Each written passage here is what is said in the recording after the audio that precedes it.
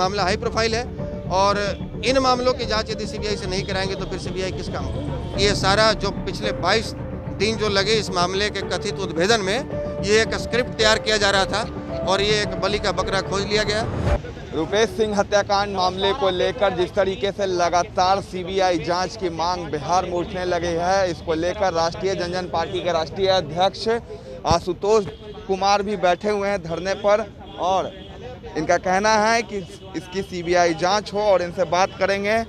लगातार सीबीआई जांच की प्रोफाइल है, चूँकि मामला हाई प्रोफाइल है और इन मामलों की जांच यदि सीबीआई से नहीं कराएंगे तो फिर सीबीआई किस काम को। आप अपने स्तर पर बिहार सरकार से मांग करने की अनुशंसा कीजिए और साथ ही साथ उनके परिजनों को सुरक्षा मुहैया कराइए, चूँकि उनके परिजनों के साथ भी कोई घटना घट सकती है। उनके परिजन काफ़ी चिंतित हैं, उनसे लगातार संपर्क में हैं और उनके छोटे छोटे बच्चे हैं। आपको उनके बारे में भी सोचना होगा, उनकी विधवा, उनके आश्रित को सरकारी नौकरी आप दीजिए। हम इस मांग को भी आपके समझते हैं।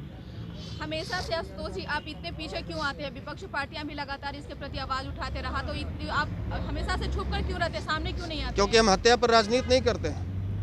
हम उनके परिजनों से, सभी लोग गए, बहुत सारे नेता प्रतिपक्ष गए, सुशील मोदी जी गए, तमाम लीडर लोग गए, उनके पास जाकर घड़ियाली आंसू बहा कर चले आए। रुपेश जी को न्याय मिल गया क्या? रुपेश सिंह को न्याय मिला क्या?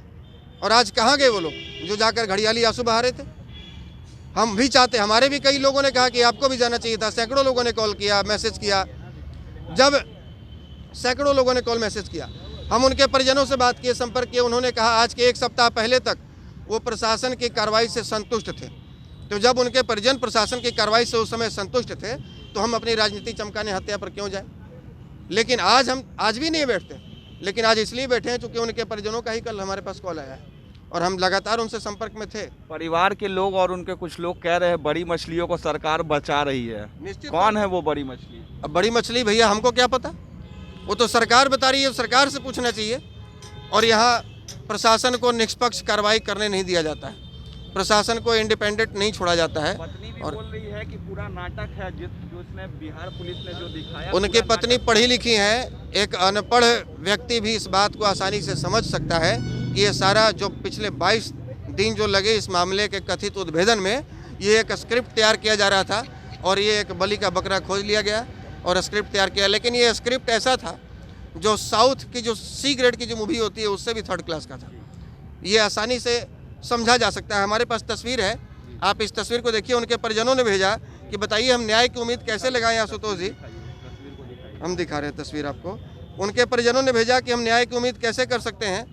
आप उनके शरीर में बुलेट्स को काउंट कर लीजिए, 12 बुलेट्स अभी इसमें देख सकते हैं। ये पोस्टमार्टम के बाद है।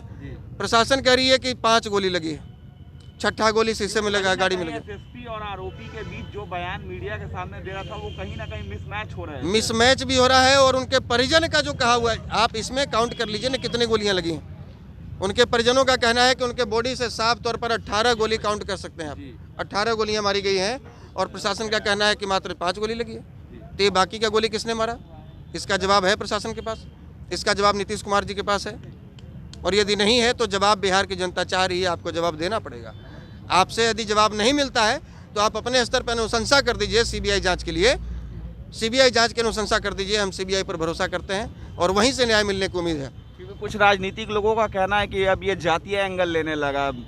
समाज की बात करें तो भूमियार समाज के कुछ लोग कल भी गए थे राज्यपाल से मिलने, ब्रह्मर्थी समाज के लोग।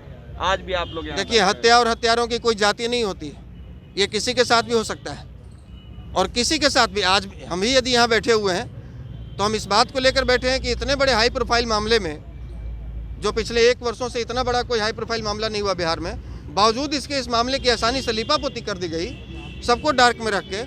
तो एक साधारण इंसान की हत्या हो जाएगी तो उसके पीछे क्या होगा, उसका क्या होगा? आगे क्या करिएगा आप? हम लोग धरना पर बैठे हुए हैं, अभी देख रहे हैं प्रशासन के लोग हैं यहाँ से हटने के लिए कह रहे हैं। यहाँ पर यदि संवैधानिक तरीके से हमको धरना नहीं देने दिया जाएगा, शांतिपूर्वक धरना नहीं देने दिया जाएगा, तो हम आगे की रणनीति तैयार करेंगे और फिर प्रशासन और सरकार हमें बाध्य करेगी उग्र आंदोलन करने पर। बिहार के तमाम जिलों में नीतीश जी का पुतला दहन भी होगा, बिहार प्रशासन का भी पुतला दहन होगा और इसी गांधी मैदान में लाखों की संख्या में इकट्ठे होंगे, एक डेट सुनिश्चित करके। क्योंकि पिछले साल आपने इसी वक्त लगभग लाखों लोगों को लेकर गांधी मैदान में आप जुटे थे। जी हाँ, निश्चित रूप से। जब जब हमारे संवैधानिक अधिकारों का हनन होगा, जब जब हमारी आवाज़ को दबाने का कोशिश किया जाएगा, कोई न कोई सैकड़ों लाखों आशुतोष यहाँ खड़े मिलेंगे और अपने अधिकारों के लिए आवाज़ बुलंद करते हुए मिलेंगे। और यदि आज हमें प्रशासन के लोग शांतिपूर्वक यहाँ धरना नहीं देने देते हैं तो हम एक डेट सुनिश्चित करके फिर यहाँ से नीतीश कुमार जी के आवास घेराव के लिए पैदल मार्च करेंगे। विधानसभा भी घेराव कर सकते हैं, राज्यपाल भवन के पास भी हम लोग पहुँच सकते हैं। साफ तौर पे आप सुन रहे हैं जनजन पार्टी के राष्ट्रीय अध्यक्ष आशुतोष कुमार साफ तौर से कह रहे हैं कि इसकी सीबीआई जांच की मांग हो।